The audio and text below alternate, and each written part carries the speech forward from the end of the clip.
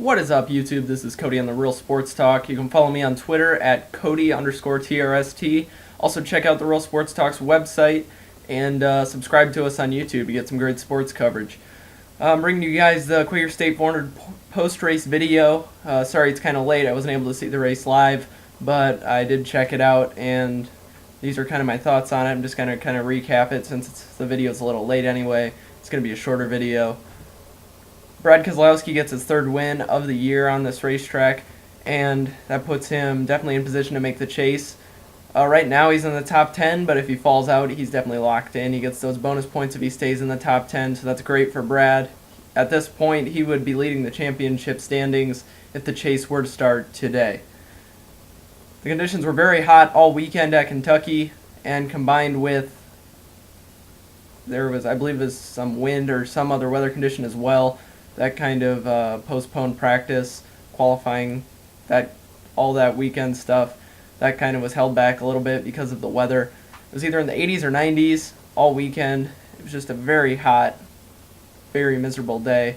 Track temps were approaching the above the hundreds, and it was really, for a guy like Joey Logano, whose air conditioning went out early in the race, that was probably a pretty dreadful day for him. And to add on to that, he really didn't have the greatest of days on the racetrack as well. Tony Stewart, very early in the race, had some mechanical issues, and he ended up finishing 32nd. He dropped back 30-something laps down, and he ended up going to pit road behind the wall and just had issues with that. He was in like 41st at one point, but he gained position throughout the race as other cars went out.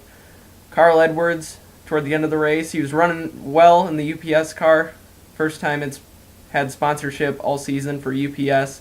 He was running that car, and he was running pretty well, and he had to pit late for gas, and it was just kind of not a miscommunication, but a late kind of deal where he couldn't cut onto pit road, even though they knew they needed to pit. So he ended up finishing in 20th, a lap down. And his teammate Greg Biffle also finished a lap down in 21st, I believe. And late in the race, Denny Hamlin was saving fuel as well, and he just kind of was letting guys go.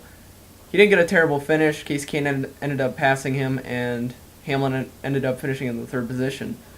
Hendrick cars very strong today. A couple of them, not a couple, one of them led laps, but they all ran very strong all day. Dale Earnhardt Jr. in fourth, Kasey Kahne in second, Jeff Gordon in fifth, still clicking off those consistent finishes.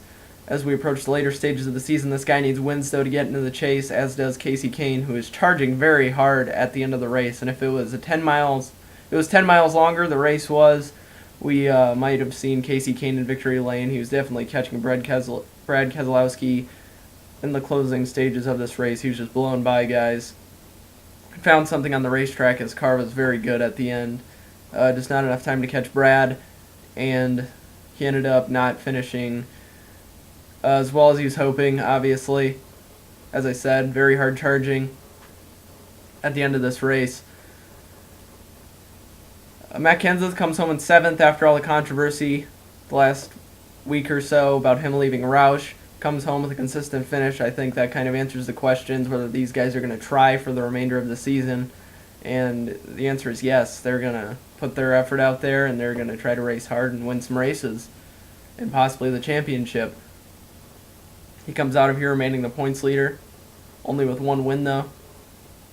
Martin Truex Jr. also had a decent showing, finishing in 8th position. AJ Allmendinger, after maybe some talk that Matt Kenseth could be headed over to Penske, Allmendinger on that one-year deal, he's finally starting to put up some numbers, and he's showing some things that if he can continue to run consistently on these racetracks, he can stay at Penske and possibly have a long-term future with them, but he's got to run better than he is running at this point in time. If he can click off finishes like he did yesterday in last night's race, he's a capable race car driver. He just needs to be put in good equipment, and I think AJ needs to be confident as well to click off some good finishes. That's a big part of driving race cars, the mental aspect.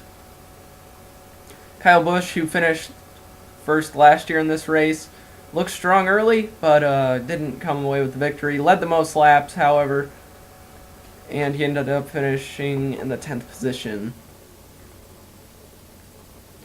And how the point standings stand right now, Dale Earnhardt Jr. is in 2nd, Jimmy Johnson in 3rd, Greg Biffle drops back 2 spots to 4th after his 21st place finish lap down performance. Denny Hamlin to 5th, Kevin Harvick 6th, Clint Bowyer in 7th, Martin Truex Jr. in 8th. And I think really from 7th to 18th, these guys got to really start concentrating on getting wins, getting a second win. Because if you're in that range, you're obviously in jeopardy of being outside the top 10 once the chase starts. So even guys like Clint Bowyer that have a win, Tony Stewart has 2 wins. You look at 9th and 10th right now, Stewart's kind of in a dry spell if you look past the second place performance at Sonoma last weekend. He dropped back 4 spots in the point standings just this weekend with his issues. And if you look at that 9th and 10th place, Tony Stewart and Brad Keselowski, Tony Stewart has 2 wins, Brad Keselowski has 3. If those 2 guys drop out of the top 10 and they end up being the guys that they'll then be in the wild card position. So with the 2 and 3 wins. So guys really got to start getting at least 2 or 3 wins.